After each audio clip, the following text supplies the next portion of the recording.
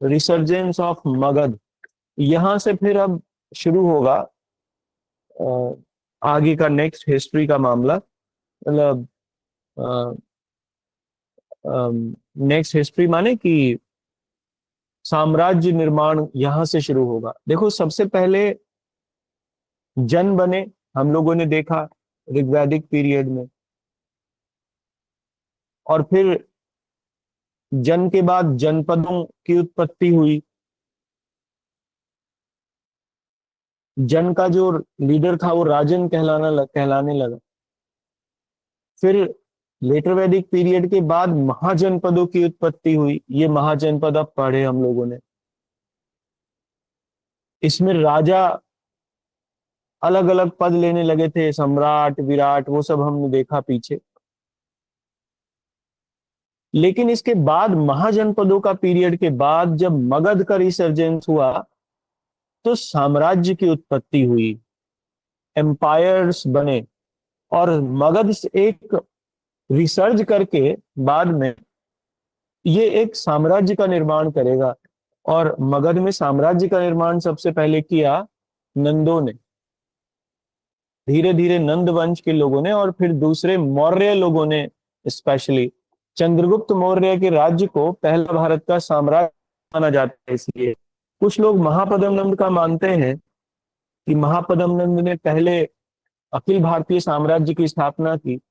लेकिन अधिकतर इतिहासकारों का मत है कि आ, पहला Akhil Bharatiya all India empire जो बनाया वो चंद्रगुप्त मौर्य ने बनाया, मगध से ही। मगध के रूलर थे।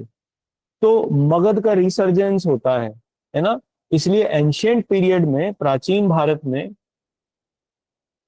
जो पाटलिपुत्र था, जो कि बाद में मगध की राजधानी बना लेटर पीरियड में, वो भारत की राजधानी भी माना गया। मुख्य केंद्र था पटना, पाटलिपुत्र। तो आप हेडिंग डाल लीजिए, मगध राज्य का उत्कर्ष, रिसर्जेंस ऑफ मगध। देखो, हम लोगों ने महाजनपद के रूप में तो पढ़ा ही। 544 ईसा पूर्व के आसपास, 544 बीसी, इस समय में मगध के बारे में हम लोगों को जानकारी मिलती है। मगध के बारे में सबसे पुरानी जानकारी अगर कभी मिलती है तो महाभारत से जरूर मिलती है। महाभारत में मगध के राजा का नाम बृहद्रथ दिया गया है, बृहद्रथ। और बृहद्रथ का जो बेटा था वो जरासंध था। जरासंध के बारे में आप लोगों को महाभारत में जानकारी मिलेगी। भीम ने इसकी हत्या कर दी थी, भीम ने इसको मार दिया था, जरासंध को, युद्ध मतलब कुश्ती में। कृष्ण के आदेश पर ऐसा हुआ क्योंकि वो एक अच्छा राजा नहीं था, ऐसा कुछ कहानी है, उसमें नहीं जाऊंगा। तो सबसे पुरानी जानकारी हम लोगों को यहां से मिलती है मगध के बारे में। फिर इसके बाद अगर ऐतिहासिक रूप से हम लोग देखें, एनालाइज करके, जहां से आर्कियोलॉजिकल एविडेंस भी मिलते हैं, वो हरियंक वंश के मिलते हैं। हरियंक वंश को पितृहंता वंश भी कहते हैं। वो इसलिए क्योंकि इस वंश में हर एक राजा ने अपने पिता को मारा और पिता को मारकर खुद राजा बने। हरियंक वंश के जो सबसे पहले राजा जिनका जिक्र मिलता है वो बिंबिसार थे। और यही राजा बिंबिसार ही भगवान बुद्ध के भी, और आ, जो महावीर थे, भगवान महावीर, उनके भी, दोनों के समकालीन थे। तो आप लीजिए बिंबिसार, इनके बारे में पढ़ेंगे। बिंबिसार, BIMBISAR, बिंबिसार। इनका एक सब नेम भी है। इनका एक सब नेम या बाई नेम या जो भी आप कहें, निक नेम, श्रेणीय, वो भी लिख लीजिए, श्रेणीय, क्योंकि आया है एग्जाम में, ये निक नेम पूछ लेते हैं। उपनाम है इनका श्रेणीय, SHRENIYA,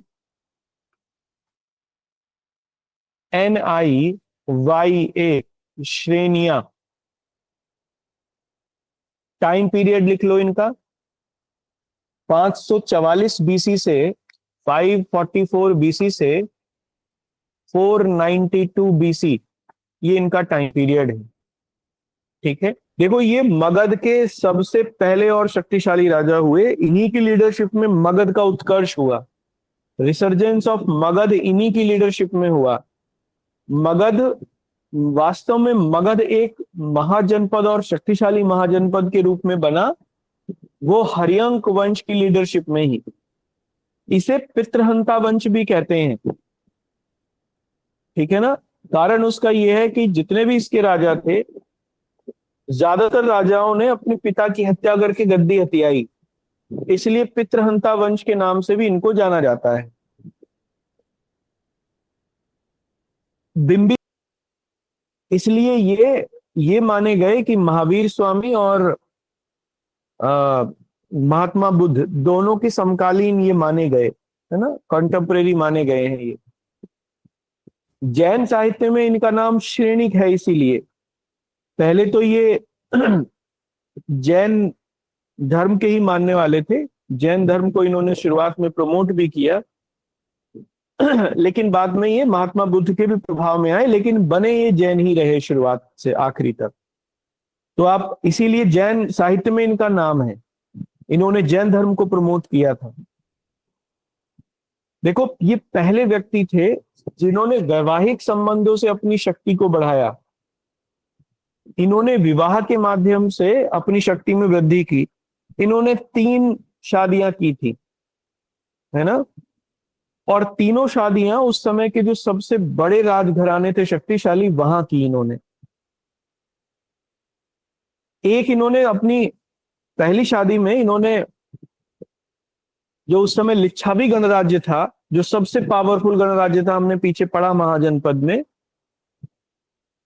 जिसकी राजधानी वैशाली थी, उसके शासक थे चेटक। उस समय के सबसे पावरफुल राजा थे ये। इनकी बहन चेलन्ना से उन्होंने विवाह किया, ठीक है ना।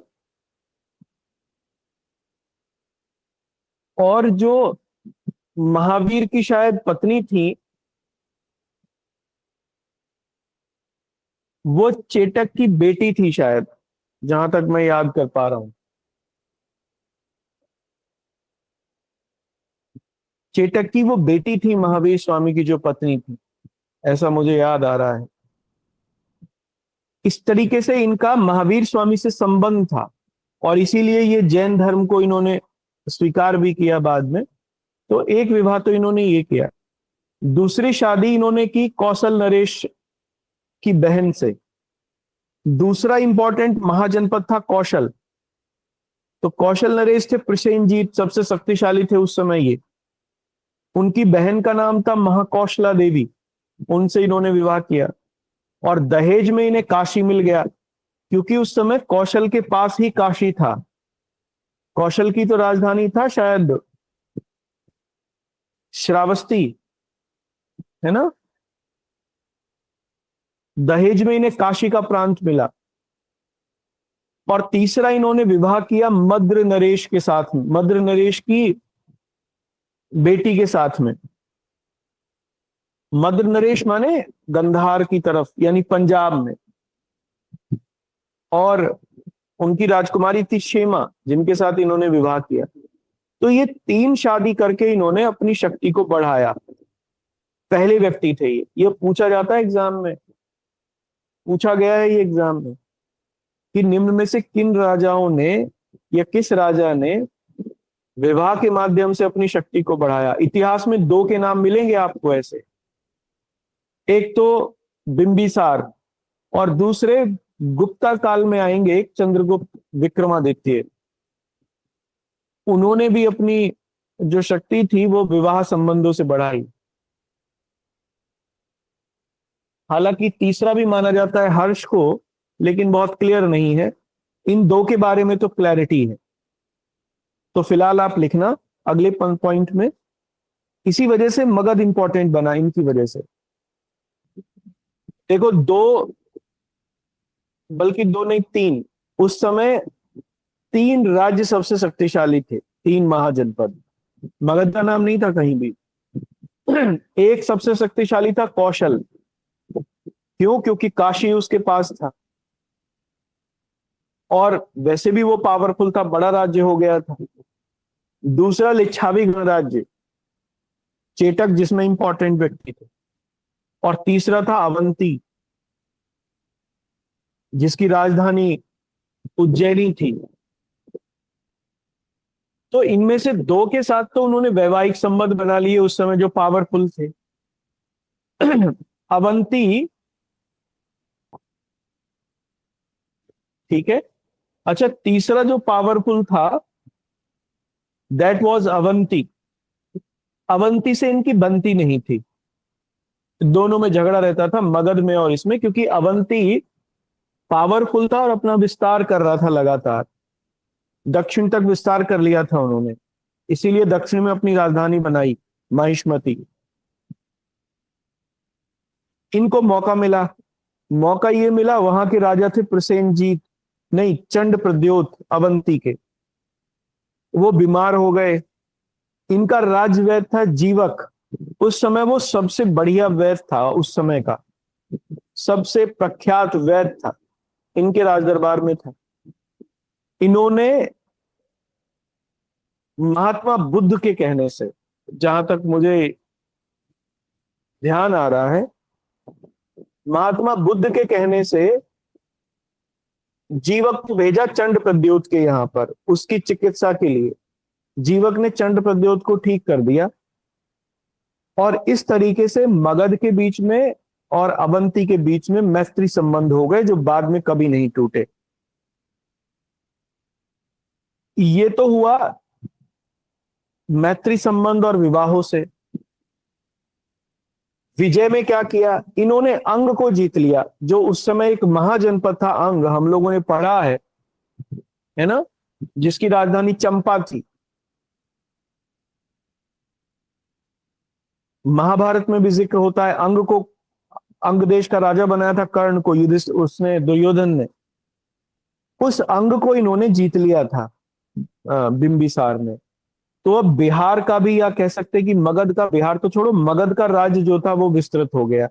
इस तरीके से इन्होंने वैवाहिक संबंधों से, मैत्री संबंधों से और विजय की नीति अपना के मगध को शक्तिशाली महाजनपद के रूप में स्थापित कर दिया था। ठीक है, तो नेक्स्ट लिख, और इसमें नोट करके लिखना एक आगे। देखो, राजगृह या गिरिव्रज जिसकी राजधानी थी, है ना, हमने देखा मगध की राजधानी गिरिव्रज थी शुरू में, या इस समय जो थी, इसका निर्माण इन्होंने ही किया, है ना। नाम भी इन्होंने ही इसका राजगृह दिया, इसलिए राजगृह की स्थापना करने वाला बिंबिसार था। इन्होंने नए नगर की स्थापना की राजगृह के नाम से, और उसे अपनी राजधानी भी बनाया। पुराना नाम इसी का गिरिव्रज था। तो नोट करके नेक्स्ट लिखना अजात शत्रु।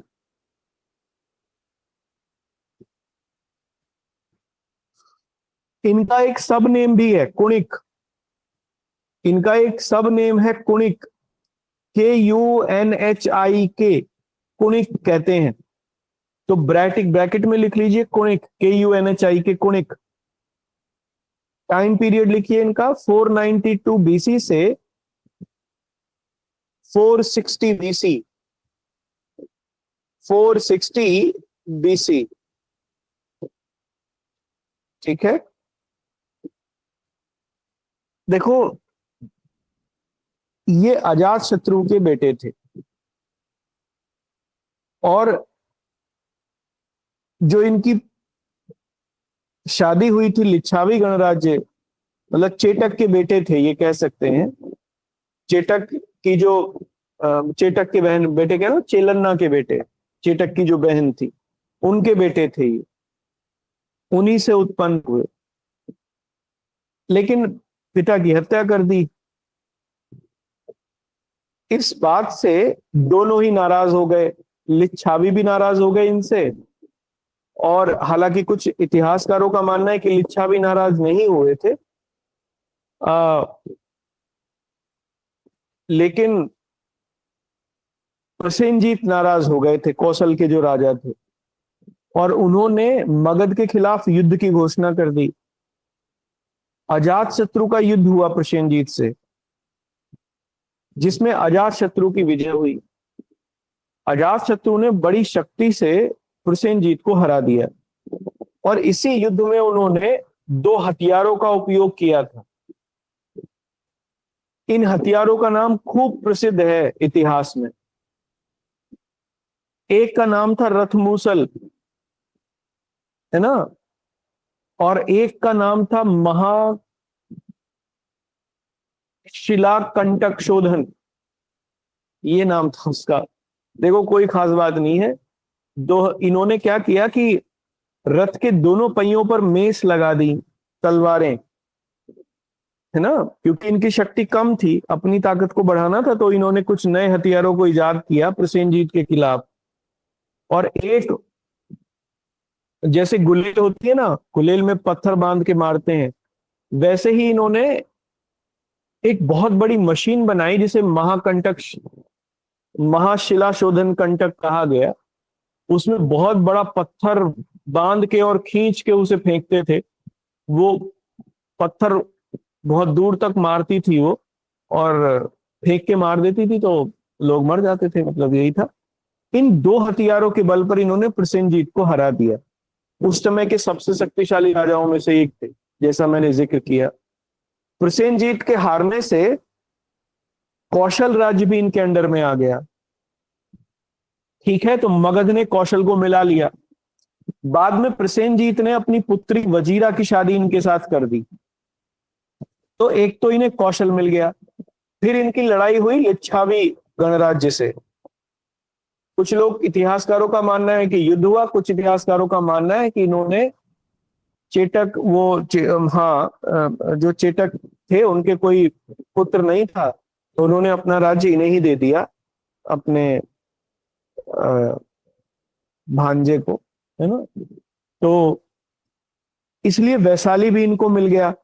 तो फिर मगध का उत्कर्ष सही मायने में इनके समय में ही हुआ, क्योंकि दो उस समय के सबसे शक्तिशाली राज्य इनको प्राप्त हो गए, एक जीत से और एक ऐसे ही मिल गया। बौद्ध और जैन दोनों धर्मों के मानने वाले थे ये। बुद्ध को इन्हीं के समय में, इनके 8वें वर्ष में, ये पूछा गया है एग्जाम में, लिखवाऊंगा मैं, याद रखना।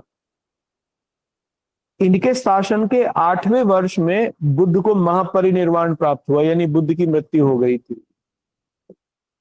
और फाइनली इन्हीं के समय में प्रथम बौद्ध संगति बुलाई गई राजगृह में, जो इनकी राजधानी था। ठीक है, सप्तपर्णी गुफा में इन्होंने ही उसे प्रमोट किया था बुलाने में। इनकी बाद में हत्या कर दी इनके बेटे ने, उदयन ने।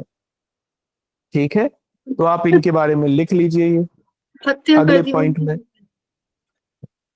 हाँ, इनको मार दिया इन्हीं के बेटे ने। इन्होंने अपने बाप को मारा, इनको इनके बेटे ने मार दिया। इसमें क्या खास बात है?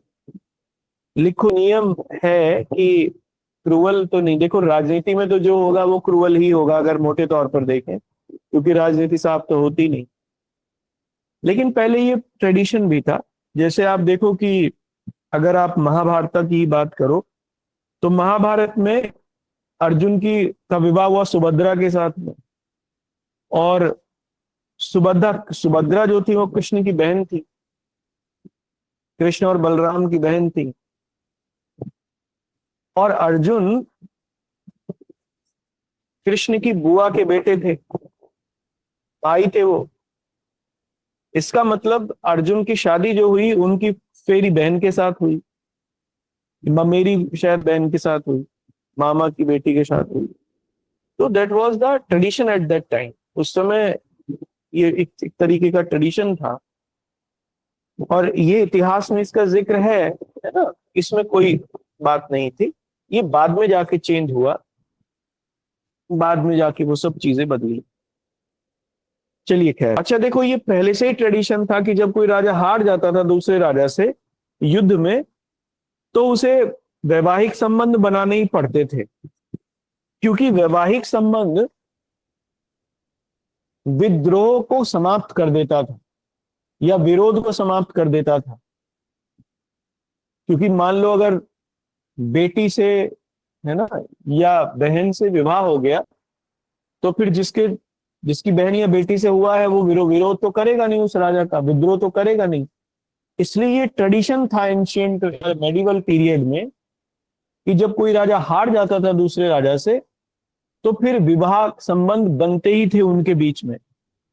तो प्रसेनजीत ने इसी क्रम में अपनी बेटी की शादी, वजीरा की जो शादी थी, वो अजात शत्रु से कर दी।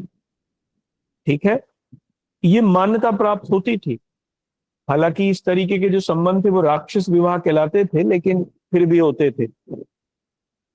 इसलिए जो अब तथाकथित विद्वान लोग हैं ना, जो ये उल्टी सीधी बातें करते हैं कि मध्यकाल में लोगों ने, मुस्लिम शासकों ने ऐसा किया और वैसा किया, गुमराह करने का काम करते हैं, क्योंकि मेरा बेवकूफ टाइप के लोग हैं। उन्हें पता ही नहीं, स्कूल गए ही नहीं, कभी पढ़े होते तो फिर वो ये सब थोड़ी करते। लास्ट लिख लीजिए, अब अगला हेडिंग डाल लीजिए। इस वंश को खत्म कर लेते हैं, लास्ट है ये। अब उदयन डाल लीजिए heading, Udayan, UDYIN, UDYIN, Udayan. इनका सब नेम है उदय भद्र, उदय भद्र। टाइम पीरियड लिख लो इनका, 460 BC से 460 BC से 444 BC, 444 BC, 444, 444 BC। ठीक है, देखो, जब इन्होंने अजात शत्रु की हत्या कर दी, सब नेम है उदय भद्र, जब इन्होंने अजात शत्रु की हत्या कर दी तो फिर बहुत सारे लोग इनके खिलाफ हो गए, जैसे पहले अजात शत्रु के खिलाफ हुए थे। तो इन्होंने अपनी राजधानी चेंज कर दी और कुसुमपुर नामक एक जगह, या कुसुमपुर का एक दूसरा नाम भी था, हालांकि ये बाद में पड़ा पाटलिपुत्र, शुरू में इसका नाम कुसुमपुर था। इन्होंने अपनी राजधानी बदल के पाटलिपुत्र में बना दी, वहां पर ये ले गए। और कारण उसका ये था कि पाटलिपुत्र जो राजधानी थी वो 3 तरफ से पहाड़ से घिरी हुई थी और चौथी तरफ गंगा नदी बहती थी उसमें, तो वो काफी सुरक्षित थी। इसलिए सुरक्षा के लिहाज से पाटलिपुत्र को बनाया गया था। अब ध्यान रखना है, आपसे क्या पूछा जाएगा एग्जाम में, यही पूछा जाना है कि किसके काल में पाटलिपुत्र राजधानी बना मगध की। तो उदयन के काल में, या उदयन ने ही पाटलिपुत्र की नींव रखी थी। इनके बारे में इतनी ही बात इंपॉर्टेंट है। बाद में एक व्यक्ति ने इनकी भी छुरा घोंप के हत्या कर दी और इस तरीके से इनका समाप्त हुए। जो इस वंश के सबसे लास्ट रूलर थे वो थे नागदशक। नागदशक की हत्या कर दी शिशुनाग नामक एक व्यक्ति ने, और हत्या करके एक नए वंश की शुरुआत की मगध में, जिसे शिशुनाग वंश कहते हैं। तो नोट करके लिखना, इस वंश के अंतिम शासक नागदशक थे, नागदशक थे। The last ruler of this dynasty was Nagdashak. अच्छा, कुछ इतिहासकारों का यह मानना है कि जनता ने ही ने उतार दिया था नागदशक को, और एक अमात्य थे शिशुनाग, उनको राजा बनाया। तो यही वर्जन ज्यादातर लोगों का मानने वाला है। कुछ इतिहासकारों का मानना है, जैसे रोमिला थापर वगैरह लिखती हैं, कि हत्या कर दी थी शिशुनाग नामक एक अमात्य ने।